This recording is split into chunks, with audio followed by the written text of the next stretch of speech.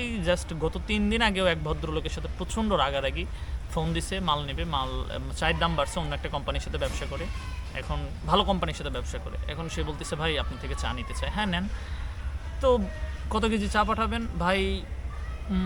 অল্প কিছু নেব। তো আমি বললাম যে 10 কেজি দেই। না ভাই 10 কেজি না, আমার আরও কম। তো বললাম 5 কেজি দেই। না ভাই আরও কম। তো উনি বলতেছে 1 কেজি পাঠাই দেন। তো আমি বললাম যে ঠিক আছে 1 কেজি পাঠাচ্ছি, তাহলে 1 কেজির যে বিল হয় এটা পাঠাই দেন আমারে। না ভাই আপনি মাল পাঠান, আমি টাকা দিয়ে উঠাই নি।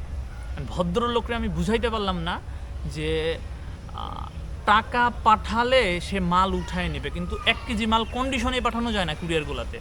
1 কেজি মাল কখনোই কন্ডিশনে দেওয়া যায় না, পলিতে দিতে হয়, টাকা দিয়ে তারপরে পাঠায় দিতে হয়। তো টাকা চাইছি তার কাছে, সে বললো যে না আমি আর নিব না। তো বললাম যে ঠিক আছে ভাই। পরবর্তীতে দেখি সে আমার ফেসবুকে গিয়ে কমেন্ট করছে যে শালারা আগে টাকা চায়, তারা বাটপার। তো এই যে কিছু কিছু বাজে মন্তব্য আসে, কিন্তু আমাদের পজিটিভ মন্তব্য আসে, আবার বাজে মন্তব্য আসে। তো ভদ্রলোককে পরে এবার আমি ফোন দিয়ে বললাম ভাই আপনি আমার চেনেন, এই ধরনের মন্তব্য কেন করলেন?